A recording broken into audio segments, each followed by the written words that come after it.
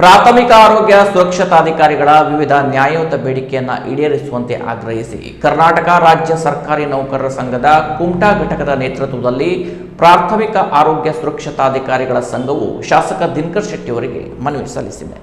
ಕರ್ನಾಟಕ ರಾಜ್ಯ ಸರ್ಕಾರಿ ನೌಕರರ ಸಂಘದ ಕುಮಟಾ ಘಟಕದ ಅಧ್ಯಕ್ಷ ವಿನಾಯಕ ಎಸ್ ಭಂಡಾರಿ ಅವರ ನೇತೃತ್ವದಲ್ಲಿ ಜಿಲ್ಲಾ ಪ್ರಾಥಮಿಕ ಆರೋಗ್ಯ ಸುರಕ್ಷತಾಧಿಕಾರಿಗಳ ಸಂಘದ ಪದಾಧಿಕಾರಿಗಳು ಶಾಸಕ ದಿನಕರ್ ಶೆಟ್ಟಿ ಅವರನ್ನ ಭೇಟಿ ಮಾಡಿ ತಮ್ಮ ನ್ಯಾಯಯುತ ಬೇಡಿಕೆಯನ್ನು ಈಡೇರಿಸುವ ನಿಟ್ಟಿನಲ್ಲಿ ಸದನದಲ್ಲಿ ಪ್ರಸ್ತಾಪಿಸುವಂತೆ ಮನವಿ ಮಾಡಿದರು.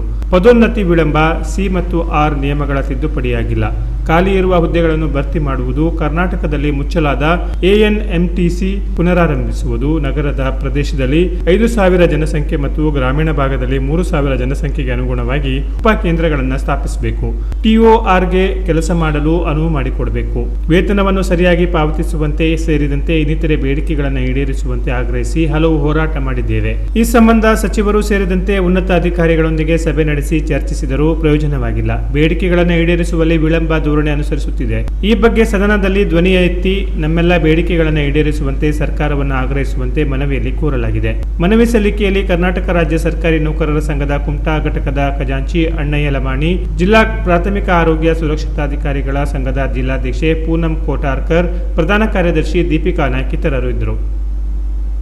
Canara plus news, Kumta.